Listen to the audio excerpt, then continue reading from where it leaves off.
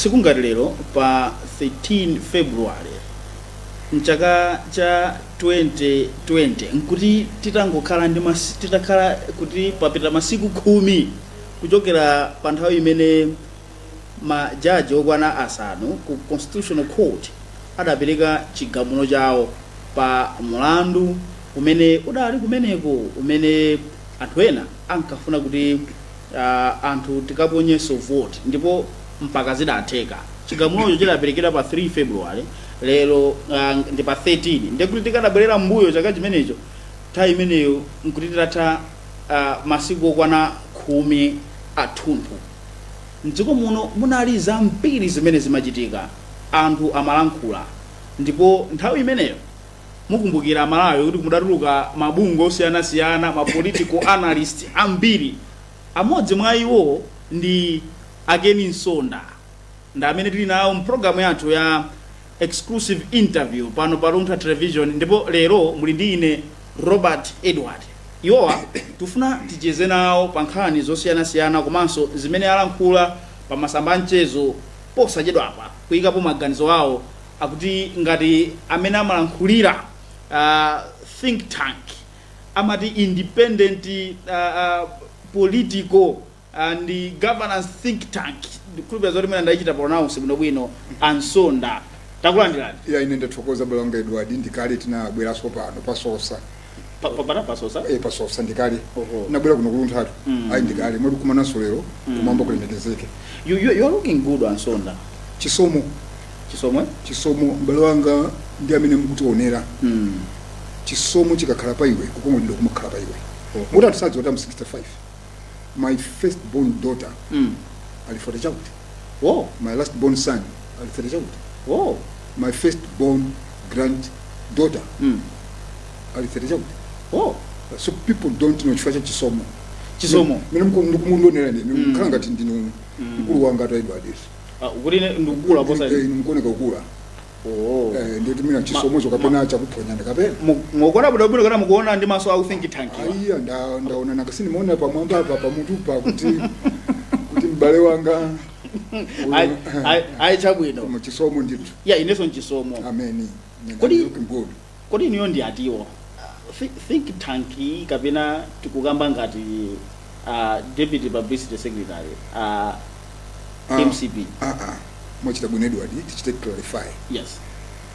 Mene mwanditanamu nabwera ngati the political think tank. Chabwino. Osati ngati second deputy publicity secretary. Chabwino. Chifukwa ngati pali chipani chimene chidongosolo chimene sichimapanga zinthu zaphwanyapanya ndi my Congress party. I wanted us to be clear kumabiliro kuti musauche manja chifukwa kulipo kocha manja. Ineyo ndabwera ngati executive director wa the think tank. Kuna kweza nudindo. Last time you were spokesperson. No, ku think tank. Spokesperson alipa South Africa.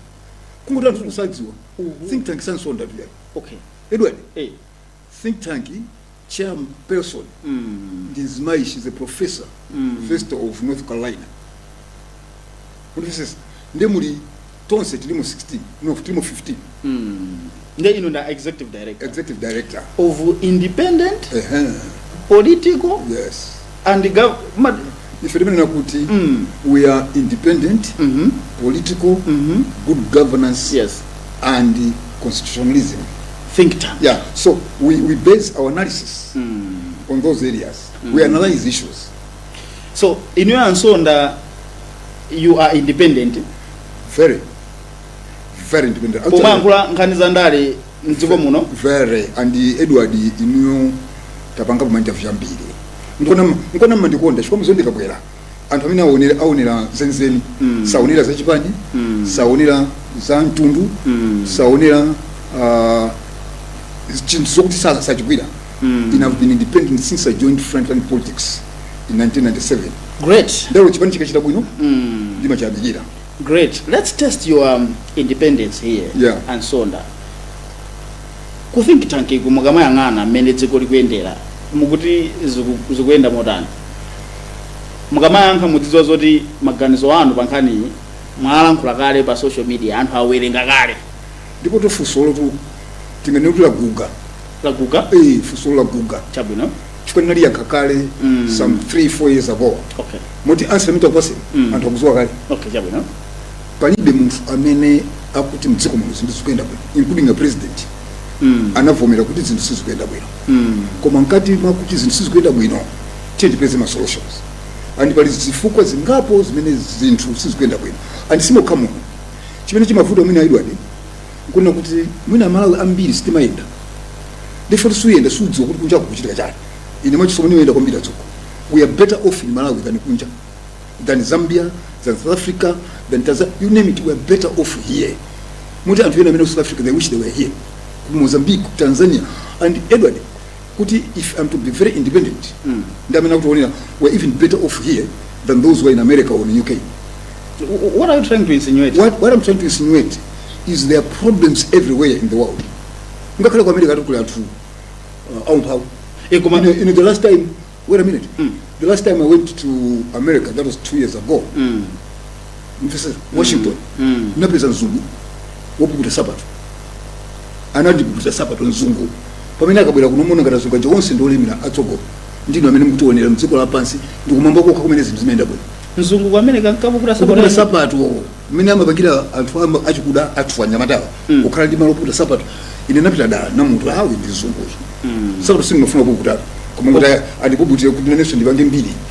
Kuti zungana kukuta sapato. So mukakhazikika. Ndikumona mavuto, muona ngati ino ndipo mavuto kwambiri. Chabwino. Malemu. Mdziko losera pansi. Zinthu sizikuyenda bwino. And the president yathu, His Excellency Reverend Dr. Lazarus Makatsha Chakwera, wakhala kunena kuti zinthu sizili bwino, tiye tigwirane manja. Zinthu sizili bwino kumalawi kuno. Chifukwa chakuti there is a lot of incompetence and failure as highlighted mu number 1 kalata imene bungwe lija lapaki linalembera mtsogoleri wa dziko. Number 2 mtsogoleri wa dziko imweyo kuchita kunena zokuti mwachitsanzo pa nkhani ya mafuta kuti abwere kuno. Akuti there is a lot of failure. So kusayenda kwa zinthu dziko muno sichifukwa choti kunja kuso sizikuyenda bwino. Koma there is a lot of failure according to the president and incompetence according to Park. Kalata toti apakisiyo yamba ndipo siyo malizo. Amene nchita ndi kulemba makalata. Apakiyo. Muti nuso mwina mulemba aso akatolika. Kulemba makalata sizinamberero amalemba. Okay. And ifeti manyadile futa kalemba amakhanga tatukumbusa ntibu amalanya. Kata tumineja mwina musimadziwa. Simane video kwa president. Imane video kwa ifa amalawu. Nkona mati pastor later. Sinchito ya mbusa kumalibira kalata president. Makalata amene mkunenawo kuvomereza amene mkunenawo pamakhala zifukwa. So mkanena kuti incompetence. Edward ndamene mkutonera. Ndineneji. Yes. Malawi muno since 1994 titalowa matipati. Palibe president amene amalamu nana kuti anachita bwino. Aliyese apake mbane nawo. Ndimafandi konze is pastoreta tokamba public affairs committee ndakumana ndisogo wa dziko. Osati ya maibisi committee. Kodi yatsopano yangu tuka jabomba. Ibweraso zimene ndikola malemba and for your information amene akutonera akapanda kulemba makata amene achi funding saipeza. Chito yawo ndikulemba makata omasusa boma. Nkona mapeza funding. Simunena public affairs committee. Ndachita kuna attend to na office zao. Chito yawo yaja. They offer checks and balances. That's their job. It is not political, it is not religious, but it is tradition to offer checks and balances. Ndamena chambire nini taya muluzi amalemba makalata. Wachoka muluzi wabwera malemba pingu zuke kusimtendere. Amalemba makalata. My Joyce Band analembera kalata. Apita munena makalata. Ndipo sana tipu situpanga zisanko September. Tikangol makalata zilembedwa mpaka na September. Pamina kuzawi naso Dr. Lazarus Makatsha Chakwera makalata azipitirira. Maona mene ndakugwirira na nsonda. Mukana zoti akudzawi naso Dr. Lazarus Makatsha Chakwera mukayankhula ngati think tank yomwe ija. Think tank poje ndakubaso tu.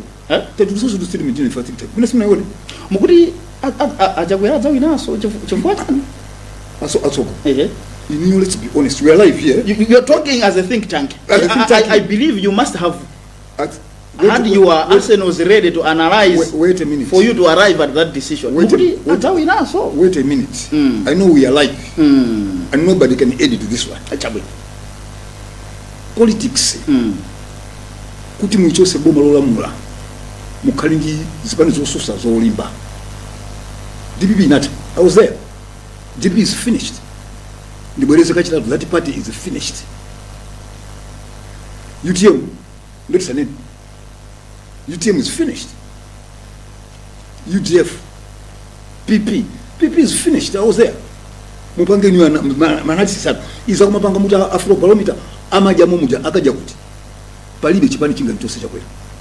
Never palibe. Ukaona ku opposition, chipani za opposition Edward. If you have to be honest with yourself, ndananga nchose kweli. Nchipani chetu kwene kuchi. Think tank mene. Ndio ndio sa statement. Mina niwe mnaponya. Tinatu sa statement some 3 months ago. And statement yake nina kuti statement. Could this man have got grace upon grace? Ndemoti zimene akulemba apa zijazoti MCP is going towards an exit door. Amani ngocho kuti ndiri. Ngoti nkachirendi. Ndituse mapepa apa ka munaona bwino paki tukupita kusonkhana. Kuzisankho ina napo chipani chiwi. Public affairs committee of Malawi. Which one ato? Ndikuuzeni amene mkutonera. Pali mabungwe. Pali organization. Amene funding kuti bwere.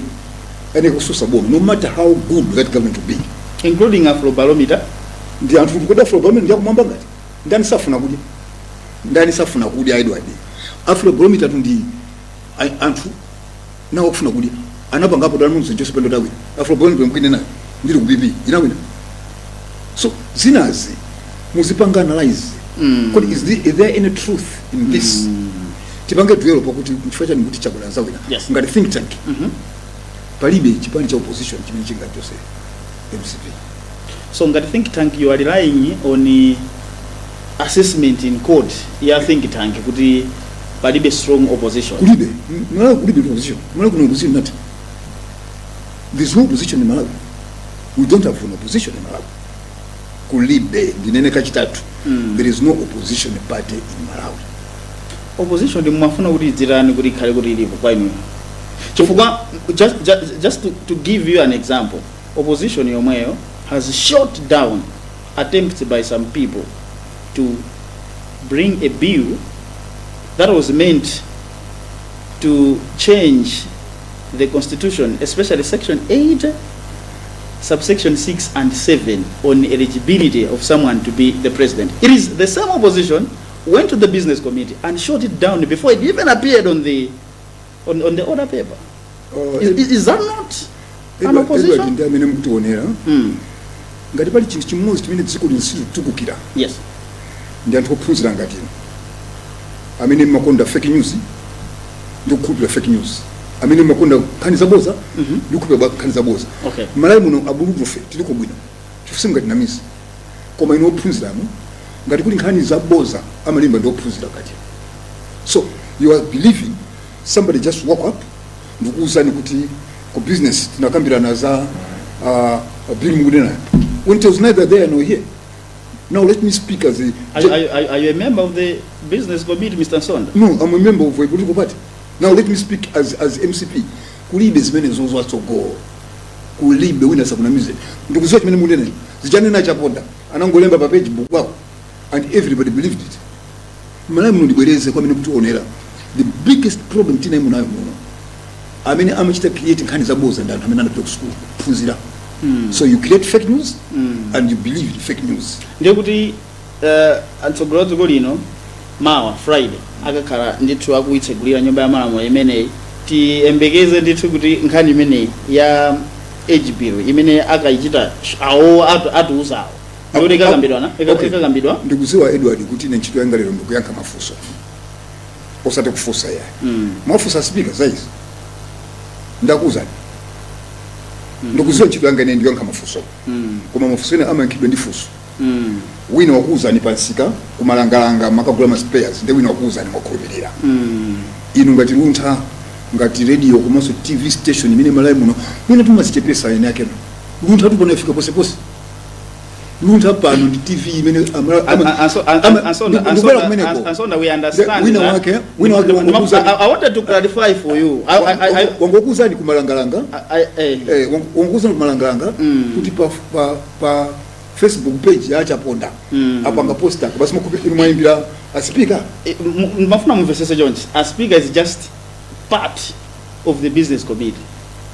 So any person who is a member of the business committee can tell you what they discussed in the business committee. Ndeni wabuza ni member. Yes. Mozi basi. Zinde kumita mkanaka. Amakala ma leaders ama political parties amenali mu nyumba ya malamulo. Now, ndimafuna mumvesese yo. Edward, tapanga ni mafuso ena. Awa amalawi sizatandiza. Mumvesese amalawi sizatandiza. Sizatandiza fero mukanika kuyankha. No.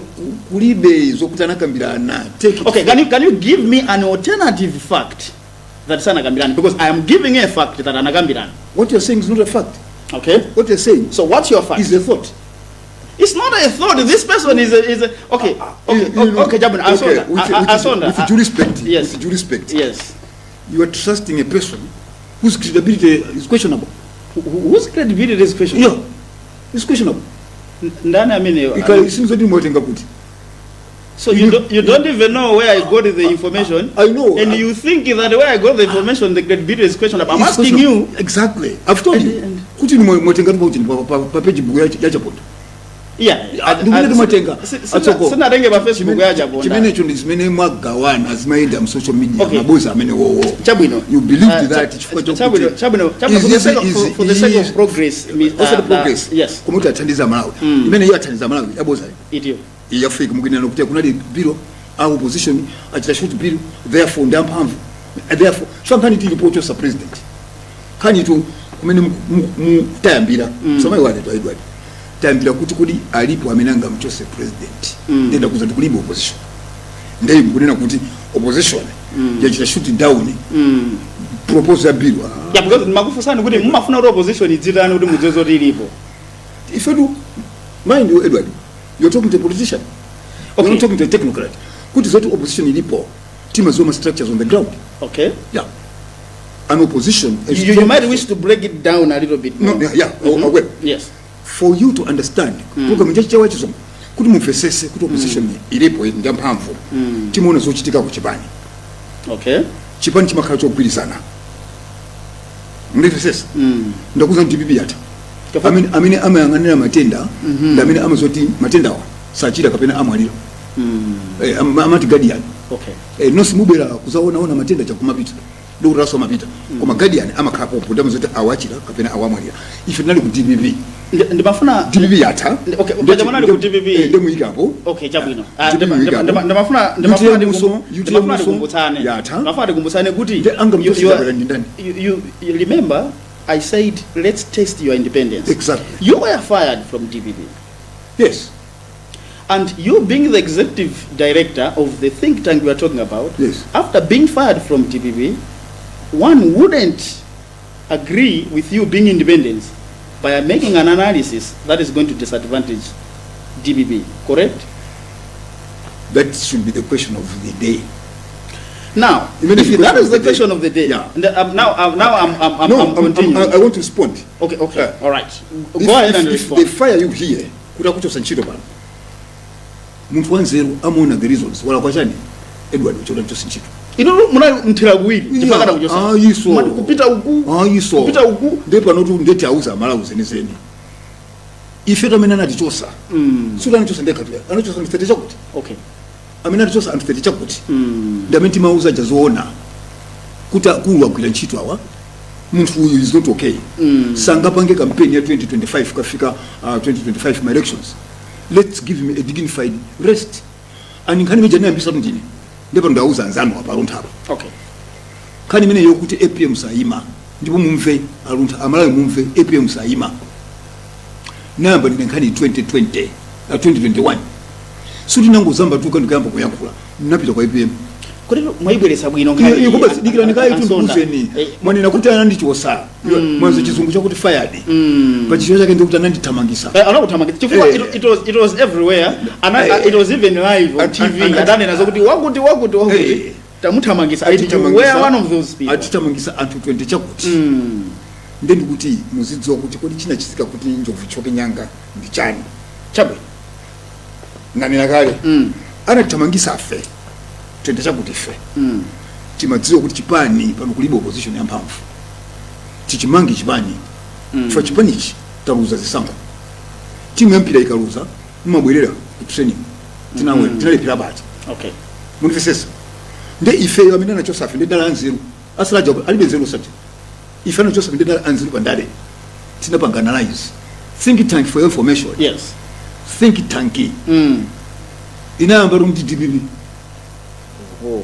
think tank Ichifomu kankula kwambiri nthawi imeneyi. think tank yauza Malawi ena amene ndikukuza mtali ku South Africa ali ku America analowerera atona kuti think tank ija ku DBB kuja yasiya think tank was funded by DBB titaluza zisankho za 2020 mondivesesa nono ndikubwera kumeneko I'm sorry. Tawuda kalipo Edward. Do you understand what you are confessing here? People know it inenda kandu kwa usatwa So mimi ndikulokuwa kandu think tank yanuyi kuti yambike inali chipani kuchipanga fandi Japan titaluza ataluza zisankho nene titaluza sinalikonko 2020 DBB yaluza zisankho mwasoka ku DBB anasanka ma deputy director of research and training and Hawini ine ndi chilenga welani ndi chipani nini kuti taluza chifukwa chani and they funded us zino kuti think tank anapanga ndi Bahati Kishombe tinaipo anthu atatu ine Malimba Bahati Kishombe mzemo kuso mtendere ndi Kita Baxter Kita alipo the party funded us why have we lost this election ndi nauza kuti zifukwa zake ndi easy tikakonza easy come 2025 titakwinaso okay so zimene tinaunikire futi tikonzezo sizinakonzedwe mpaka napa okay one of them was kuti we need a new president so munanena with affirmation here Yes. kuti Professor Thabita Mutharika president wa DBB saima nawo ndikukuza nditu mukuyankhula izizi mukudziwa zakuti chipani cha DBB chinapita ku convention ndipo convention chidakasankha apita Mutharika ngati mtsogoleri wake kenaka anthu kuchipani adagwirizana kuti apita Mutharikawo ndamene akhale torchbearer inu who was fired from DBB now muli ku MCB you are coming here as a think tank to say kuti APM saima how do you reconcile this? no you can't understand it because you're not a politician. No, I don't need to be a politician to understand something. You're not an analyst to understand things. Whatever is happening in DBB is drama. Whatever is happening there is drama. Ndibwereze kachibwire APM saima. Okay, chifukwa chani koti? Chifukwa chani? Mnogesa kufuna. He knows mnogesa kufuna. And so this is a very serious discussion. This is not only serious. It's live. It's live. We are not here to just discuss some points. You can't say you can't say kuti APM saima akutero. Where did he say that? Are you in Malawi? You don't know kuti APM had a press briefing. Kupeja house. When was that? You don't know. Where he told people kuti hadi yese kapangeni compete in a sindim. But that was before the convention. Then kukuza nikuti amene amazuwa matenda kuti uyu saachira kapena uyachira the Guardian. If anali konko okay APM ndene kachitatu kapena kachinayi APM saima whatever is happening to DBB is drama.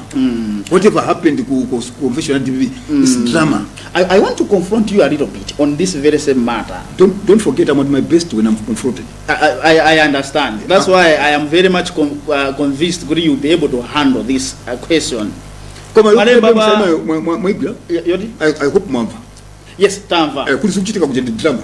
Chabwino mukutero ndino ndimafuna nene kuti munalemba pa WhatsApp pa ma social media platforms kuti iyayi ngati think tank tikuchita support ngati pali wina wake amene ku nyumba ya malamulo kapena parliament ikufuna ibwerese bill yochita yokonza kuti kodi anthu amene adzikhala munthu amene adzima pa president adzikhala mwina ndi ma eligibility criteria otani in terms of zaka ndi zina zotero. You should confirm first of all. Malemba ndinoza imeneja tinalemba ifinga think tank and siti naike po muthu oyimo wazaka hayi maiponya chabwino mukaiwerengeso timalemba amene ali osainereka kuima pa mpando wa kansala kuima pa mpando wa phungu nyumba ya malamulo kapena kuima ngati president. Yes, ndidapeleka zifukwa malinga ndi constitution zaka sidaikepo constitution section 8 subsection 7 D. Yes. Ndi pamene amafotokoza nkhani imene mukuyikamba apayi yes. ya number 1 munthu asakhali kuti is holding allegiance dziko to lina another country ndi zimene munazipanga kuti mu statement mina mwauze amalawi mchichewa kuti amvesese imene mweninamu section ndi yomwe imene ife think tinachita court ndizoona ndemwe atanthauzira amalawi mchichewa so mukuti malingana ndi lamulo lalikulu loyendetsera dziko lino constitution gawo 8 yes subsection 7 makamanga pa D clause D amafotokoza A B C and D amafotokoza zinthu zimene zikhoza kumkanikisa munthu kuti asayime ndiye muti pamene papa chimene chilipo choti IPM asayime ndi chani section imene jayo ngati mundi section ya constitution ya chichewa mwerengi amati munthu amene unzika wake ndi Malawi komanso andi unzika wa dziko lina munthu amene ndi Malawi ndi nzika ku Malawi koma amasatira ndondomeko ndi dongosolo ndi malamulo a dziko lina amene sanepa kuyima APM ndi Malawi koma ali ndi green card ndi kuti weyo umasatira kapena ndiwe mfulu wa ku America. That section only does not allow APM to stand. Very good mwai fotokoza bwino and so mu 2014 IPM adayima ngati mtsogoleri anaima. It's a yes or no? No, yes, anaima. Mu 2019 IPM adayima ngati mtsogoleri anaima. Mu 2020 IPM adayima ngati mtsogoleri anaima. So what has changed? What has changed is Malawi muno kuyambira nthawi yakamuzu sitimasatira constitution.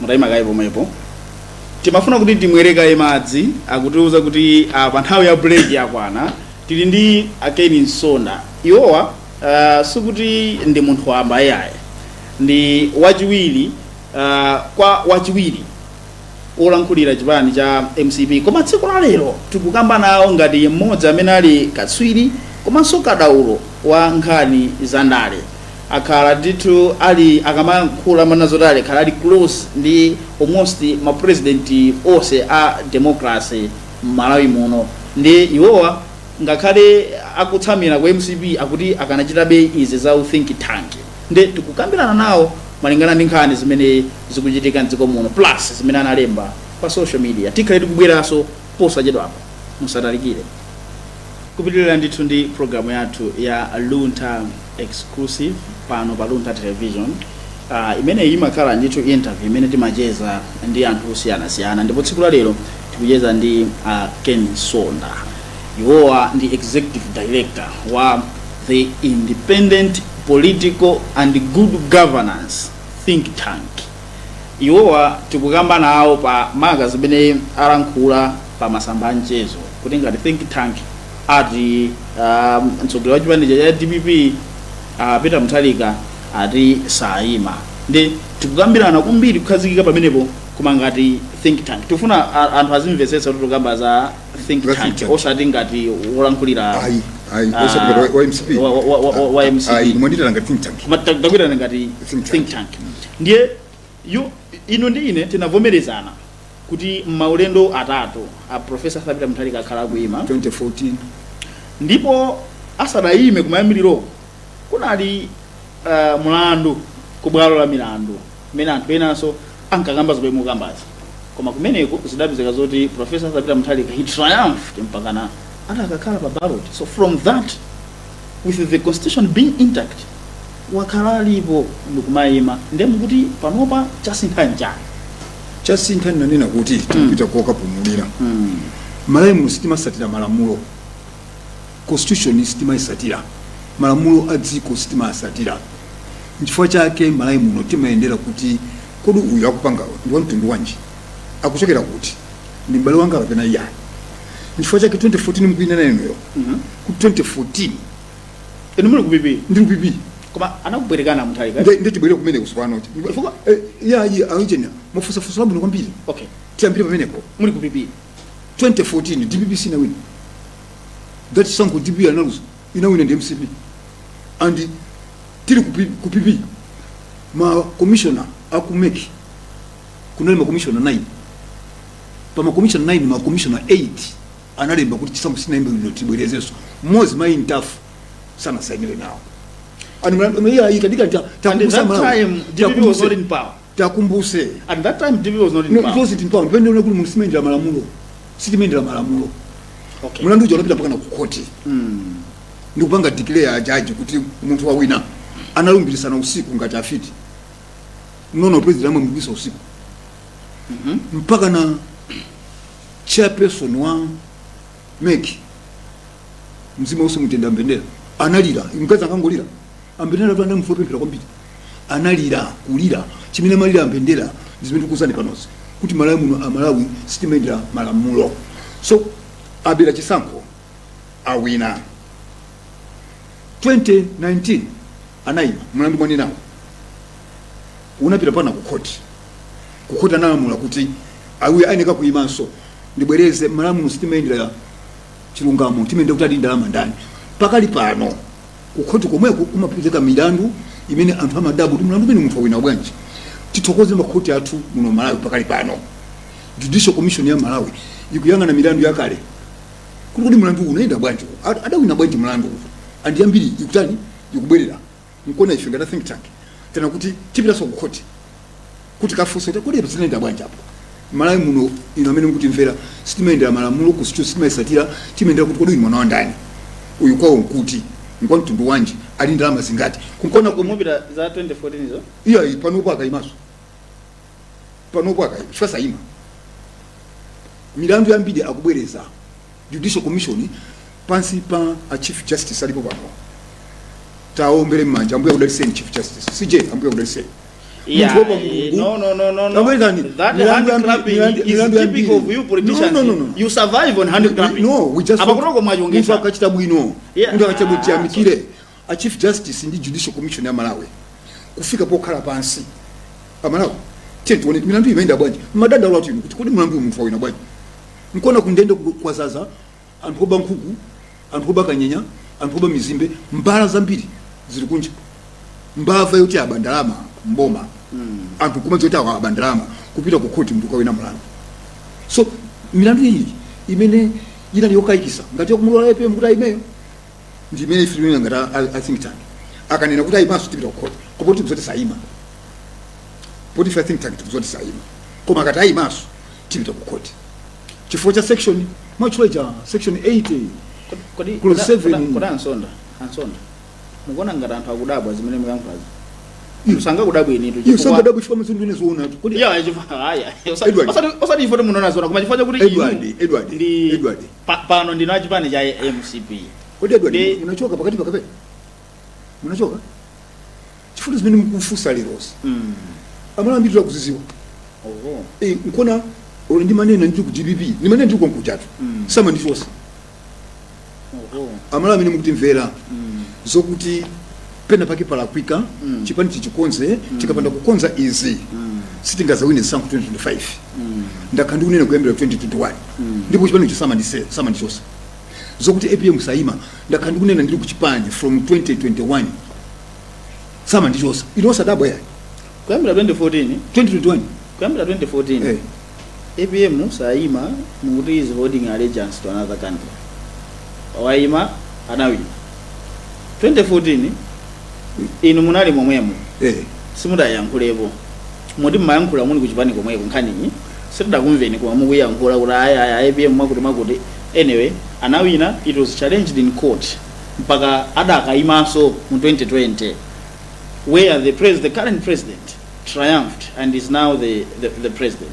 Panopa over a sudden mukuti mupitaso ku ndipenda kuuzani kuti chimene chapita kubwalo la milandu chifukwa kuti Judicial Commission nda Chief Justice amene alipo pano inu tuzinthu zikamenda bwino kumayamikapo kosankhandi chinzimu chongosusa pano Judicial Commission Amalawi akukondwa nacho kuti akupanga revisit milandu ina yakale kuti mulandu unaenda bwanji taona milandu yakale imene anthu amawina mokaikisa kuti mulandu munthu wawina bwanji pamene malamulo sakulola akuyibwerezanso kuti Amalawi akati Malawi atiyo kuti ndifika kitu mapanga message ukodi kuti think tank ndipenda kunenza chakuti Edward mukati think tank itu sansonda mmachita research yeni andikona ifeyo kondi kudabo utakuda Edward munachoka tikatusa statement palibe munthu amalesa and mina machita post ku page yanu kukubwera think tank amsonda ndikuuzeni anthu onse Amalawi ali pasikirini chose that apatimva zeni timva zoona zipindi kwa usaidi kuti Malawi muno sitimayendera malamulo a constitution sitimayendera malamulo a boma timangoyendera phwanya makamaka ali ndi ndalama ndani. Kodi ansonda inu ndinu mtsogoleri kumpingo, ndimafuna munene with all honesty kama kubayani kuti adakuthamangitsani kuti usati mtsogoleri kumpingo koma ndine mkhristu obadwa mwatsopano usati mtsogoleri kumpingo ndinopuma ndine ndakhalapo mlembi wa Blantyre Synod wa CCP zaka 6 koma kwenikweni kumene ndimayimira pa chikhristu pofusafusa bwino kwambiri anthu amagazira basi daily ndine ndali even ndilo ndali to zekole ina my born again Christian, an evangelist and a politician. Napeleka moyo wangu kwa Ambuye pa 24 June 1982 mnamsana bado Yesu. I've never changed the church, I've never changed my belief. Ndeti kama yankhula with conviction.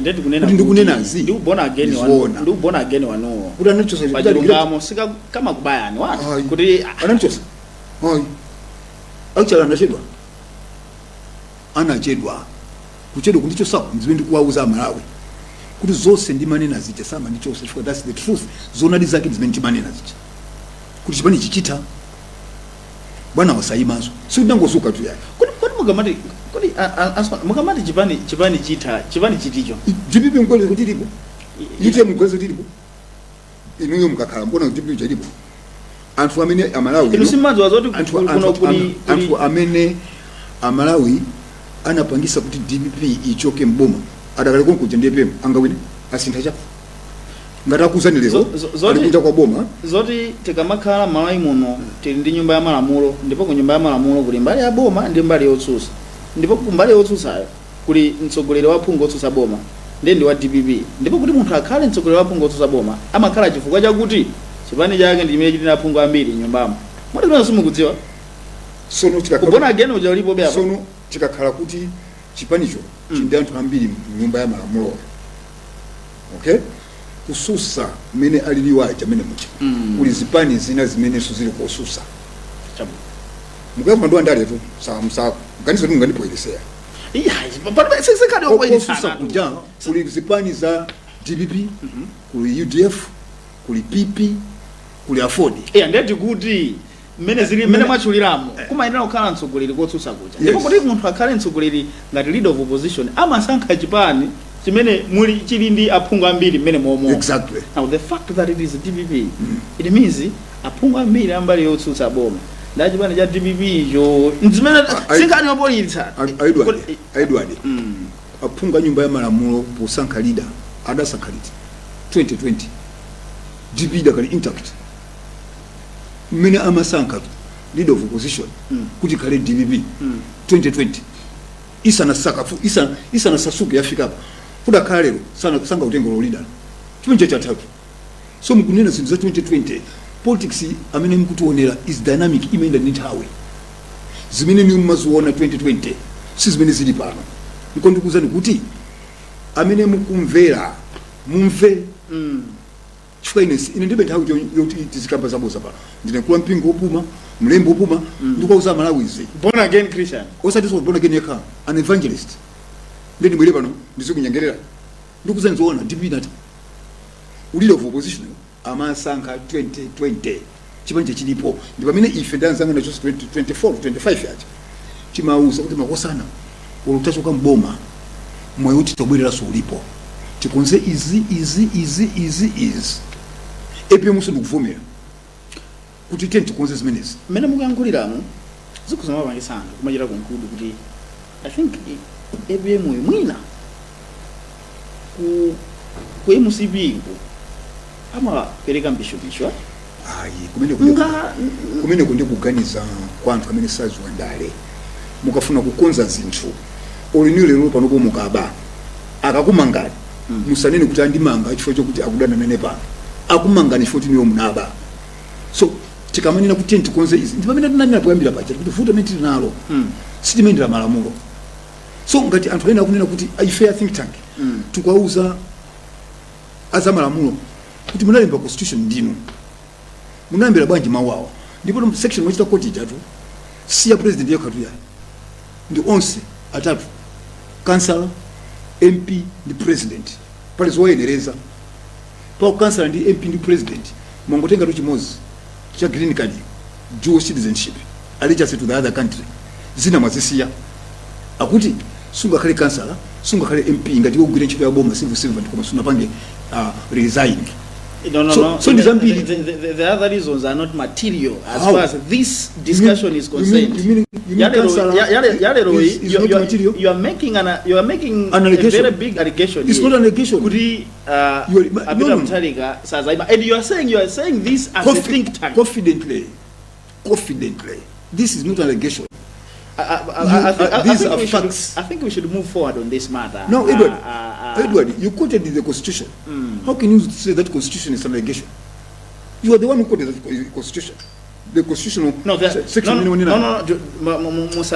Musa Zembaise. Chimenda nazo kuti ndi maganizo anu jabe ndije kuti mukuti aibe musayima. Mulibe Constitution. Nkhani imene mwanena imene ndi maganizo anu jabe ngati muti think tank. Njakuti mukuti IBM saima ngakhale takufotokozerani ma instances atatu amene akhala kuima amene some of which you have been bringing out the same issues and you have been failing as well. Not why Edward in your number you may be mulibe. Yeah, ndibe kumene ine ndinali close mwana wache wa IBM kuna sama ndicho sabini munali ndinali mpaka pano iya inongasana ndicho sesa olo namba yonso mulibeso ndinali namba yakaya ndinali ndio nina kuti ndauza Malawi mwina ndinoka mene simkumvesa atu koma Malawi akumvesa kuri kuyambira 2021 ndi manena ngati think tank ndi manena ngati National Governing Council member kuti APM satani saima sana ndichose anazati chosa 2024 chifo chokuti dakapanga anatita nasonkhana Secretary General Jeffrey ndanaita ntose ma GC members titakapanga attend soka ndichimonera lako tinetu Secretary General wachipani waitani sansonkhano nonse ma NEC members executive members achipani tukumane kunsonkhano zimene amafuna tikakambirani ndizikuti kuchedwa kukonza chipani ndana ndichosa ndanzanga 24 ndala kwa bati endikamene kama baya yes kama baya nkone kuti anachedwa anakanchosa kale kale timafuna ativire chitsogolo ansonda kodi ngati think tank chipani cha Malawi Congress. I'm at pains to pose this question because your independence is questionable here. No, let me pose it. You are at pains because you know you get the truth. Okay, okay.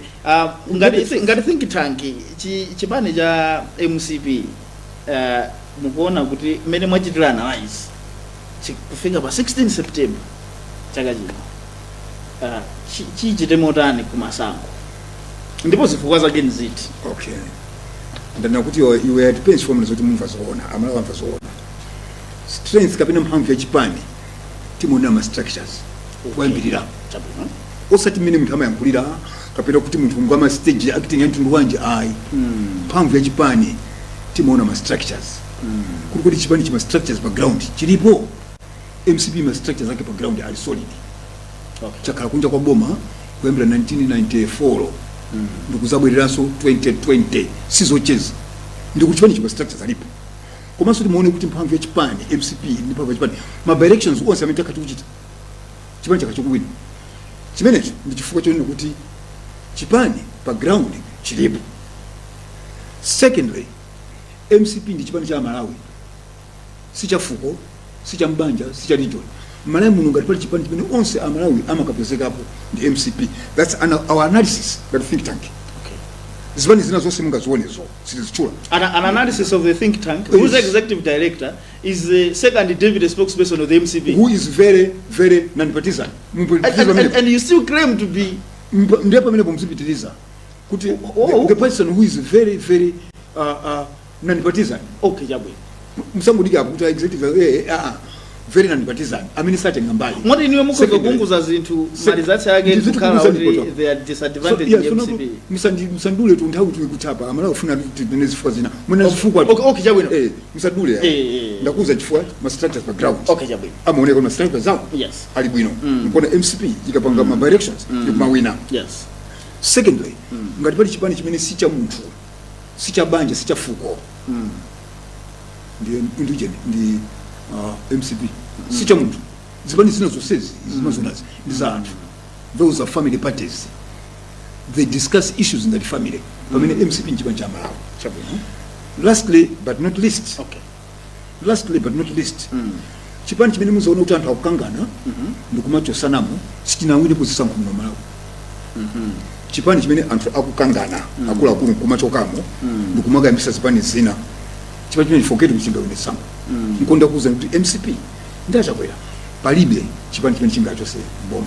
Ndikuuza kuti ngati think tank. Okay. And you know Edward muzandimbire phone pa 17 September.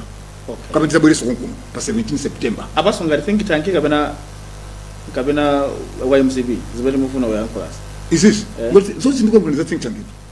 Palibe to MCP ndio club. Okay, yabe. Ndiye ngati think tank. Mukudziwa kapena mukumvetsetsa bwanji kuti Malawi muno pamene tukamba pano. Pansi pa ulamuliro wa MCP imene mukuyenera. Ndiye kuti ngongole zimene dziko lino limabwereka yakuongola kwambiri muzaka zochepa kuposa mmene anzala wadangongolera atakhala mzaka zambiri mbomamo. Mukumvetsetsanso bwanji ngati think tank kuti pano tukamba pano inflation imene ndi Chingerezi chiwa chake nkuti kukwera mtengo kwa zinthu panopa kuli pa 34%, nthawi imene amene adachoka mbuwa mukuanena pita mthalikawa idali pa single digit.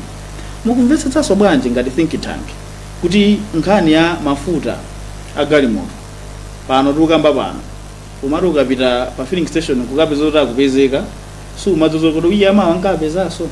Think tank zimenezi yaziunikira Ndipo tindiyako. yankho lake loti chani. Ife tukumvetsetsa chifukwa choba vuto ulisana bwere muzione kuti vuto lachokera kuti. Pamene muna ngongole akongola kwambiri kuposa anzawo achatipochoka nasi ngongole. Ndiye kubweza kwake nkungongola kwambiri. Iyayi. Wait a minute. Ngongole yoti wina nalipo ndio kusita ngongole ndeni ngweringa kuti ngongole zachuluka. That's not calculation yabwe. Secondly, yanke mzandule mwasokoleza Malawi. Ngongole mmene mumalowa mmene ayi MCP mumalowa mboma inali pansi ili pa 4 trillion. Pano tukamba pano it's around 16 trillion. Mmene MCP malowa. Ndekuti we are having a difference of 12 trillion. Ndipo siyachepa. Bwezi pano different trillion. Pachipanda chokwera. Yachepa imene. Pachipanda kwera chokwerawo. Bwezi pano 30 trillion. Ndio mtuze chifukwa zake. Nthawi imene munena ya TPP kunali COVID. Ya TPP kunali cyclone. Yeah, TPP. Ankani natu COVID kulibe. Amanena tu ndiomwe watu. Ati TPP. Yeah. So I think you are inu nthawi imene mukunenayo kunali COVID. Kunali cyclone. Kodi amene ngati COVID kulibe mwati ndina. Ndi TPP.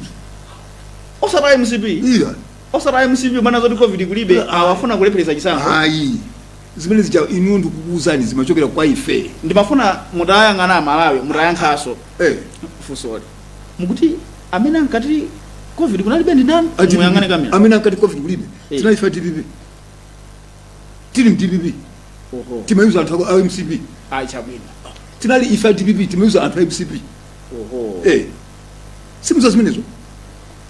Zimenezo zimene munkapanga. Simuza zimenezo. Ndachita khulu kwambiri kuti TPP. Uzosati pang'ono ndamene unonga dziko ili. And that's why you were fired. No. I was fired ndibwereze pano sinzonga nthawi nayo. Fani mauza zoona. Atsogo. Vuto lina limene limwe mwana natuzovuta zambiri tu. Msandichinge tu ya. Okay, chabwino. Msandichinge. Tamalizani zinazi ziwiri zitasala ndi 2 minutes. Msandichinge. Yes. From fusa bwino Amalawi amvesese.